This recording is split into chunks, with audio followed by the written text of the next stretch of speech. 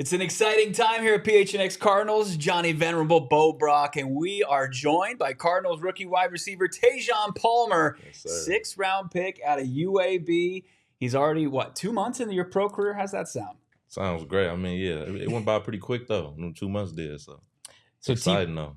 T-Palm, we were fired up when the Cardinals drafted you because, we were on the PFF mock draft simulator damn near every week leading up to draft time. And I said, I think they're gonna go Marvin, but they gotta get another wideout, right? And we would always go on to day 2 and day 3. And so when they picked you, it's like, yeah, that makes a lot of sense. Your height and your size and your physicality, I think, really speak to this receiving core and what they want to do. Do you feel that way? Yeah, I feel like I bring speed, physicality, and playmaking to the team, and I just want to help the team in any way possible, for real. So your journey to the NFL is pretty incredible. I mean, let's get this out of the way. Okay, you're from Milwaukee, the cold.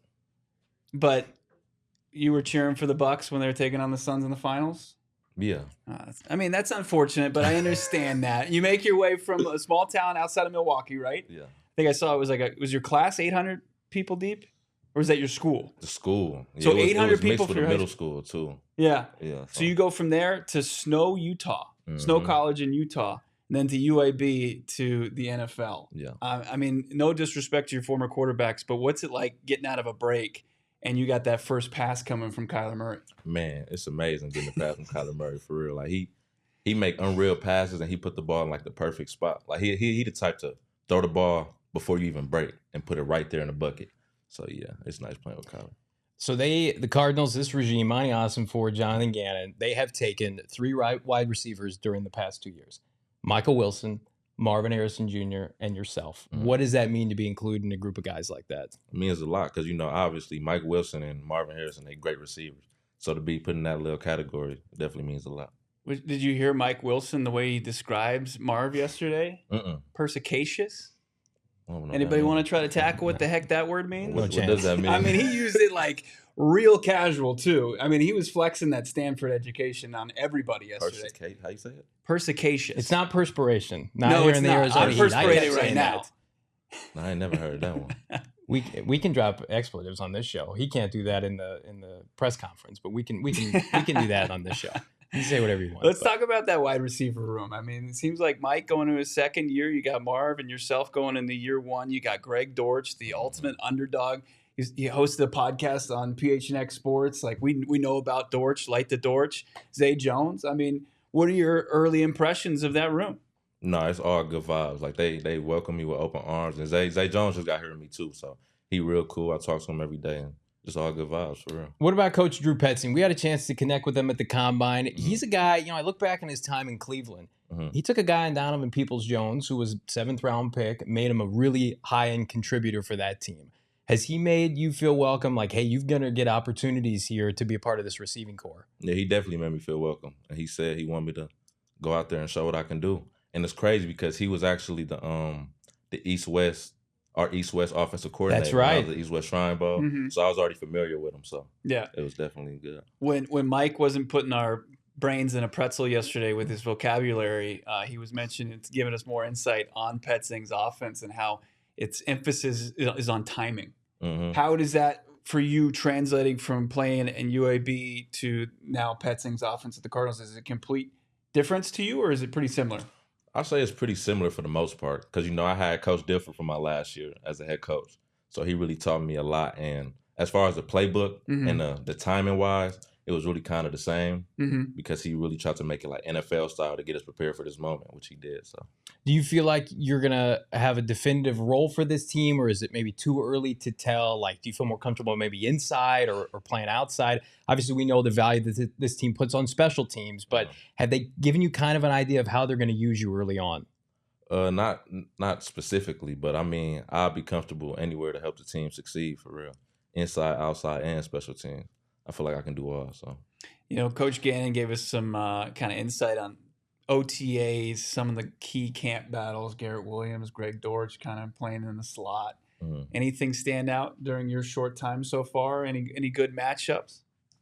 I mean, it was good matchups for everybody, for real. I can't really point out nobody right now, so it's too early for that. You make any highlight reel catches that we? Nothing crazy. You're going to see that later on. Is anybody talking trash? Who's one of the biggest trash talkers? Yeah. No, I ain't getting no trash talk to me yet. So See, I feel like a lot of people talk trash to me, but Yeah, like somebody like on this T-Palm, show, like, yeah. I mean, to your face, I do. Damon Dog does. T-Palm, you're welcome to as well. I mean, it's you don't have to. Please don't.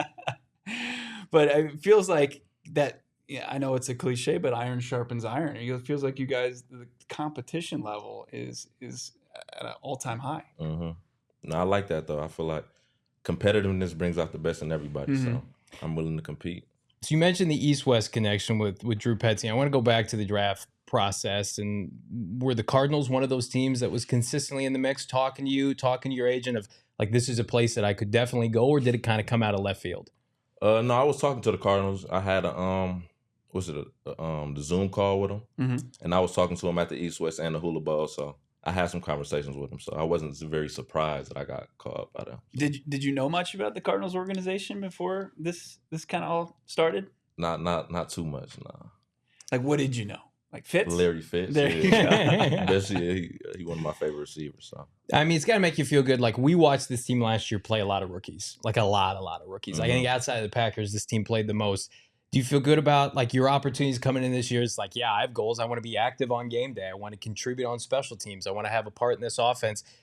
How does Jonathan Gannon, I guess the best way to phrase this question, ingratiate rookies in what you've seen already? Make them feel welcome. He basically he makes us feel welcome by telling us like we have a shot to, get on the field and play, because last year was a lot of rookies that played. And like, for example, like Starling, he was at UAB. Oh yeah. So he was at UAB. I mean, he was undrafted, and he started to start last year towards the end of the season. So like that was big. But he basically tell us like he wants the best players to play in the game. So if you gonna compete at the highest level and play your best, you're gonna play.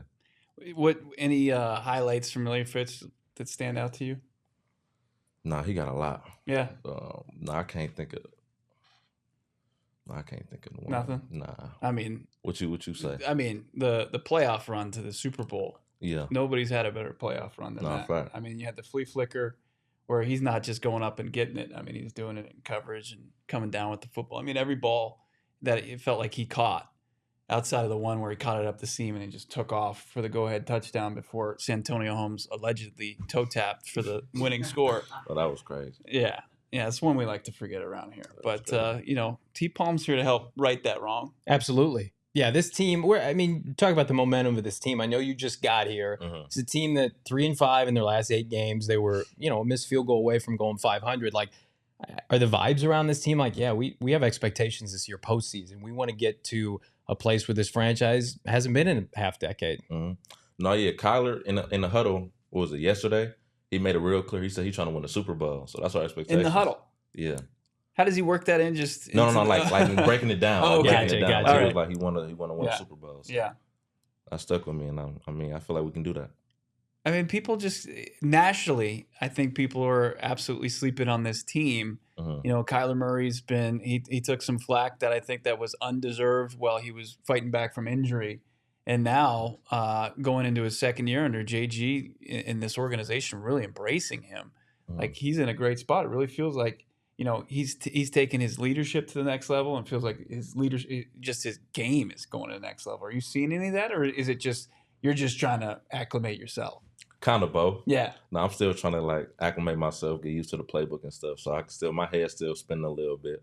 But I mean, I can definitely see him taking this very far. Like he carries himself like a leader. So this franchise had good luck with UAB receivers. I'm sure people have told you that. JJ Nelson. Yeah, JJ Nelson was a dog for this team during this team's run to NFC Championship games. Like, that was a wild time, was it? Like, they closed after JJ Nelson. Yeah. They closed. What year was it? Like 2016 or 17. 17. Yeah. Somewhere around there. Who's faster, JJ Nelson or T-Palm? Man. T-Palm. Yeah, T-Palm. All right. No, I'm always say I'm faster. So you told me off air, I said 4.45, and was that a misspoke? Like, are you faster than 4.45? You think? I'm faster than 4.45. Okay. But pro day, I tweaked my hamstring after the first 40. The second 40 was gonna be faster. I tweaked it at like the 20-yard line. I feel like it was gonna be faster. I'm gonna tweak my hamstring getting up from the seat, but I'm older and way out of shape.